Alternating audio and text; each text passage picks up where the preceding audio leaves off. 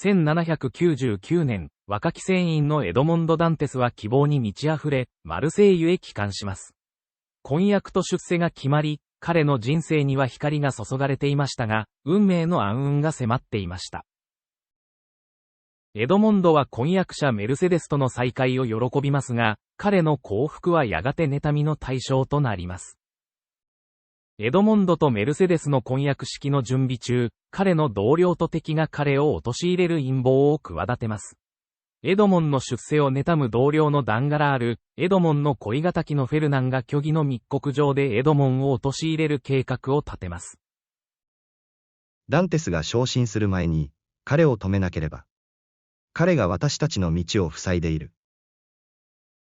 裏切りが生まれ、エドモンドは陰謀によって不当に逮捕されます。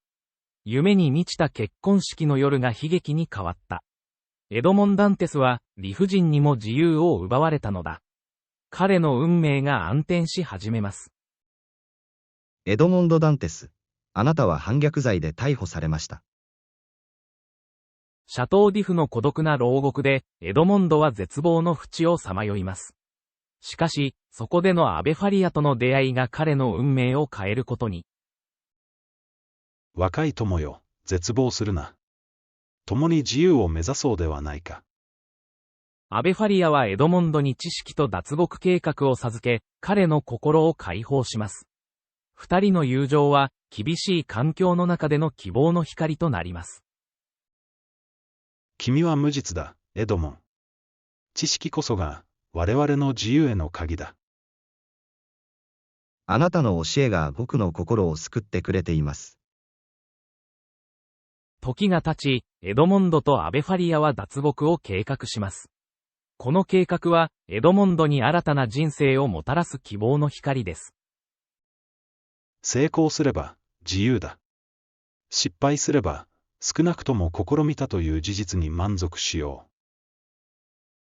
計画が進む中、悲劇が訪れます。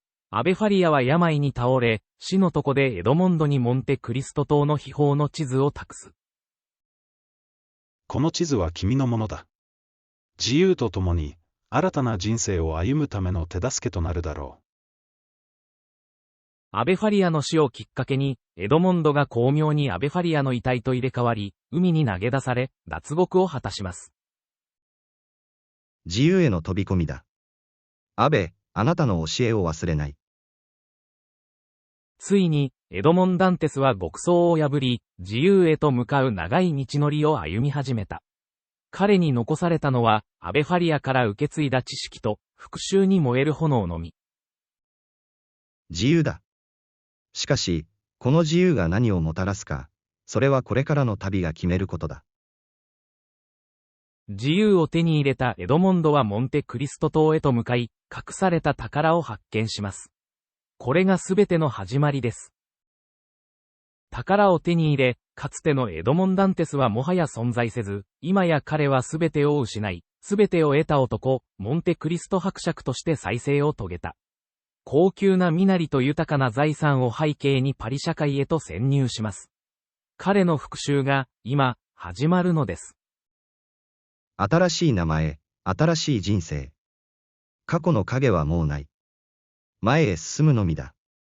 この美しい夜に、新しい友人との出会いを心から楽しみにしています。エドモンドはかつての知り合いたちと再会しますが、彼らは彼の真の正体を知る由もありません。伯爵は自らの復讐の火を静かに燃やし続けるが、その表情には冷静な友情のみが浮かべられる。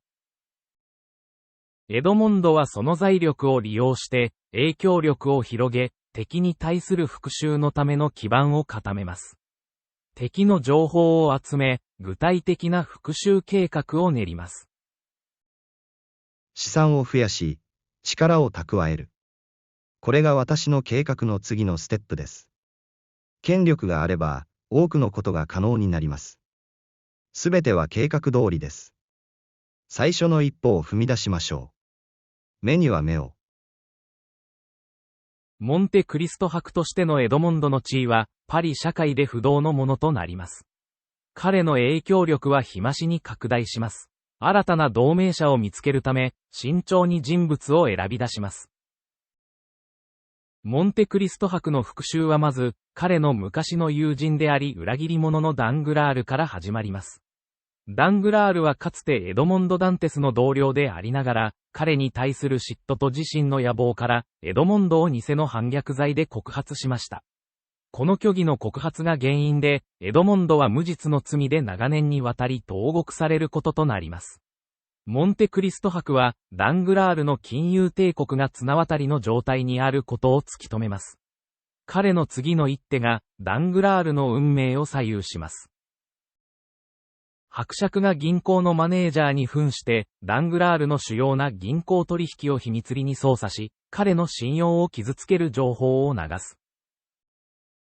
パリの社交界でダングラールの財務問題の噂が広まり、彼のビジネスパートナーたちが彼から距離を置き始めます。ダングラールの資金繰りに大きな打撃を受け、ダングラールが自身の財務報告書を見て絶望します。伯爵がダングラールの邸宅を訪れ、ダングラール、あなたの現在の状況は、かつてのあなたの行いの結果です。私はエドモンド・ダンテス。あなたが裏切った男です。ダンテス。それが真実か？復讐のために私のすべてを奪ったのか？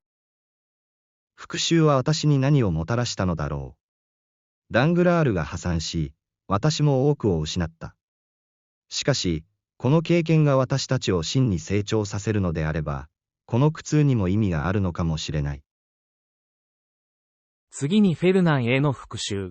フェルナンはかつてエドモンド・ダンテスの親友でありながら、彼の婚約者であったメルセデスと結婚し、一子、アルベールを設けた。この最も痛烈な裏切りが、モンテクリスト伯の復讐の火を燃え上がらせる。モンテクリスト伯は彼に対する復讐を冷静に計画している。伯爵が変装して社交クラブに潜入し、フェルナンの違法な商取引の情報を得る。伯爵がフェルナンの不正を公にするための手紙を書き、信頼できるジャーナリストに送る。街中で新聞が配られ、フェルナンのスキャンダルが一面に掲載され、街の人々がその話題で持ちきりになる。モンテクリスト伯の計画通り、フェルナンの過去の罪が明るみに出る。彼の地位は急速に失墜し、かつての友人たちからも見放される。破滅したフェルナンが絶望の中、モンテクリスト伯と直面する。なぜ、伯爵。なぜ私をこんな運命に導いたのですか？私たちは友人ではありませんか？私たちが友人だった時代は遠く過ぎ去りました、フェルナン。私はエドモンド・ダンテス。あなたが私を裏切り、私の人生を破壊したその日に、すべてが変わりました。今、あなたが受けているのは、あなた自身の行いの結果です。